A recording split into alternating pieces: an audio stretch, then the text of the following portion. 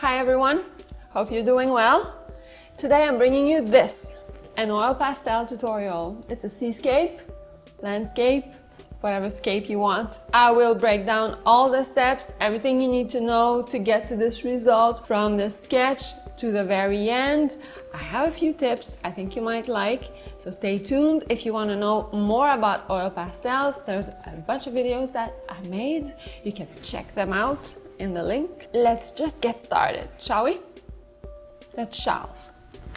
To do this painting, I suggest that you choose an image that you took yourself or that has a special meaning to you. I always find that when I do this, my work of art is more inspired and has more meaning. I personally decided to pick this image. It's a photo that I took with my film camera last summer when I was visiting some family in my hometown. So it's obviously the sea at sunset. I think it's a beautiful image and it spoke to me. The other thing that you have to consider is to make sure that it's an image that is simple without too many details, because you want to make your life easier. Given the fact that you might be a beginner, if you're more advanced, go for it, no problem.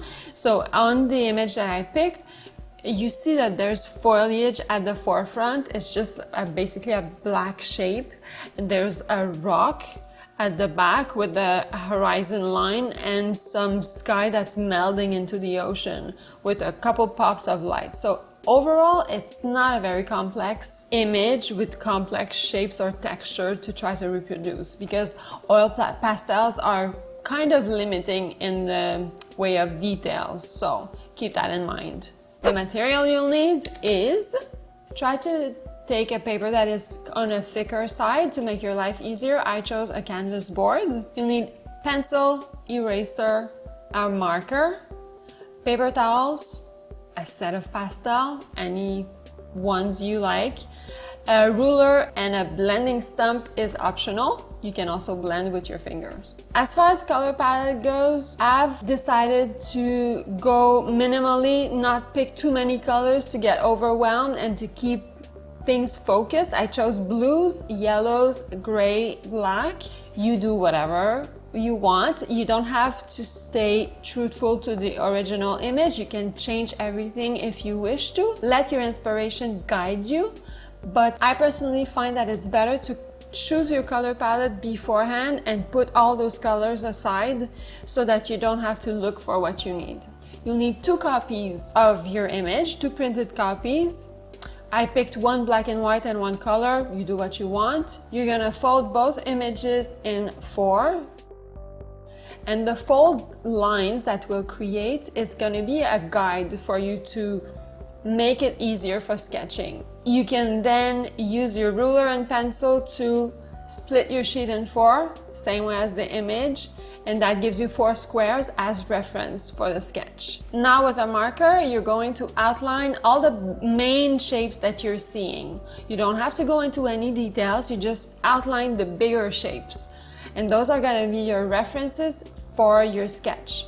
I'm folding my drawing in 4 and I'm focusing on one specific section at a time. This makes it a lot easier for sketching, especially when you're not super used to it. And when you sketch, try to forget what you're drawing. Try to focus on the lines in a more abstract way.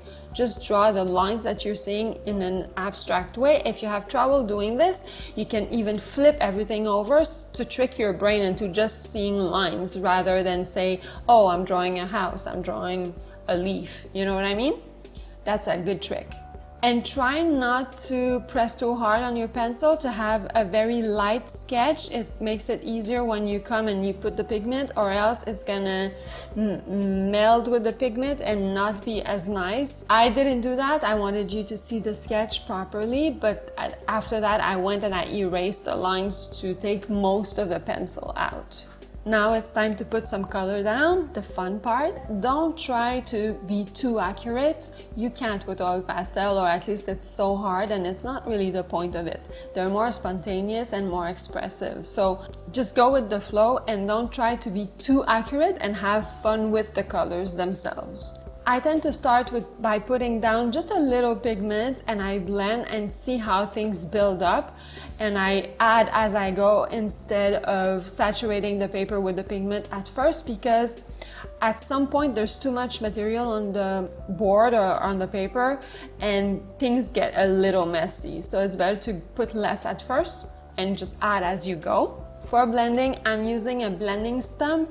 It's a very handy tool that costs only a few dollars. I suggest you try it, but if you don't have any, not a big deal. You can use your fingers. There's something very fun about using your fingers to blend, and it works very well. You could also use a rag, it works well. With the blending stump, you can use sandpaper to kind of clean it up after, so that you don't transfer pigments all over the place. So here I'm slowly building the color.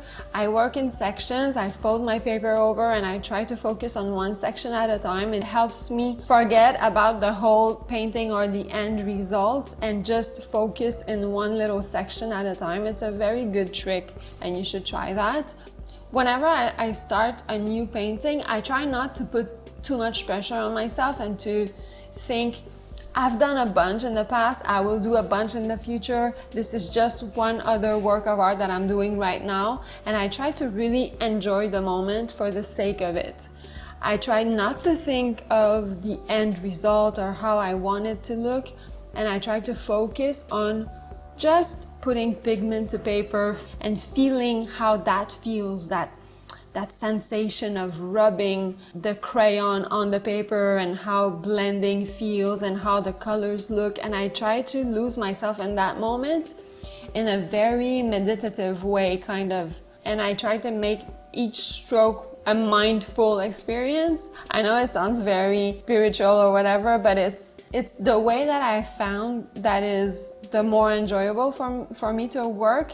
Instead of thinking what it's going to look like or be very judgmental about what I'm doing right now, I just close all that off and I lose myself in the act of doing it. I try to keep the fun close to me at all times and keep the judgment voice out, or at least as a very neutral observer, because sometimes it's useful that voice, the critical voice says, maybe you should put less of this and more of that. It's a useful voice as long as it's a neutral observer. But other than that, I protect the fun that I have and that peaceful feeling that I get when I start drawing. Here on a video like this, it's hard to capture how it feels really to do the work, because it's a really long process and it's very slow, very meditative, very quiet. Every little stroke takes a long time, and now everything is sped up and it feels like it just happened magically, but that's not how it is. To really know, you have to experience it and you have to just take your time. If it takes 25 hours, it's 25 hours. If it takes just 14 minutes because it's a quick sketch, then that's what it is. You just go along with it and you keep at it until you're satisfied with what you're seeing. So don't get caught up in that time-lapse magical thing. That's not how it is for real, and it's way more fun to enjoy yourself and to take time. Make yourself a cup of tea, whatever you like, put some music and just be with your drawing. And it's a slow process and it's fun because it's slow and it's relaxing. The way I personally like to use oil pastel is more in a very impressionist way or expressive way, in suggesting things with strokes and keeping things very contrasted. Instead of blending everything into a very smooth gradient, I'd rather have strokes to keep the contrast. I don't know if you've ever heard of the Fauvism movement. I don't know how to say it in English. It's flashing here. You should check it out. It's very interesting. Vivid colors, a lot of energy. It's one of my favorite movements. And the colors you choose also play a big role in the end results, obviously. With the colors I picked are very striking and it kind of draws you in. I capture more of a loud energy to the scene as opposed to being relaxing and calming the way the original image is. So if I wanted to capture that calmness, I would have picked lighter colors, especially for the sky, and I would have picked a lot more muted colors. But I decided to go with bright reds, oranges, blues, and purples, just because I like it. I like that contrast, especially with oil pastels. With other mediums, I tend to try other things, but with this, I like the big, vivid contrast. And also I try to mix a lot of colors together, not be afraid to layer them on top of the other and mix them up. That way I get a richer and deeper kind of effect. I also try to stay away from concepts like mistakes, you know? I feel like mistakes sounds bad when it's not. It's more kind of like a learning experience. It's knowledge that's getting into your brain because you did something that's not what you wanted to do, and you're trying to figure out how you can fix it or how you can go around that. It's just basically knowledge, experience, learning. So it's everything is kind of an exploration, and when you really think about it, is there such a thing as a mistake? You can always restart it. You can always scrape off the material like I'm doing here. You take it away and you restart. So in blending and in putting pigment, I kind of lost that horizon line. So I take an orange stick and I scrape away everything that I want off, and I redo it again. As I was saying, there are no mistakes. Everything is fixable. And at the very, very end, I add the foliage at the forefront because it's black. Black is kind of tricky. You can't really put anything over it in pastel world. So that's what I do at the very end to keep that striking black. And at this point, I'm kind of finished, or so I thought. So I signed the piece.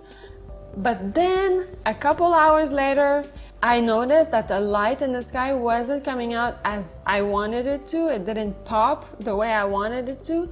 So I went back, I scraped off the spots that I didn't like, and I reworked the whole piece, making the point that everything's fixable. You can rework it until you're satisfied. Here is the result. The end result. It's very, very different from the original image, and that's totally fine. That's what I like. I like the surprise that a transformation like this gives. I'm very satisfied. It's not perfect. That's okay. But I had a lot of fun doing it, and I hope that you try it. So that's it. I hope you enjoyed it. I hope you give it a try. If ever you find that it's a little too difficult, there's another project that I have put on the channel, even easier than this. Couldn't be easier. You can check that out. I'll link it in the description box. But don't get discouraged. Try this and don't put pressure on yourself. Just have fun with it and keep practicing, because with practice, I promise you will get better. It's a fact. I promise you. That's it for me. Subscribe to the channel if you enjoy our videos. We would love to have you back. We'll see you in a couple days for another one. In the meantime, stay inspired.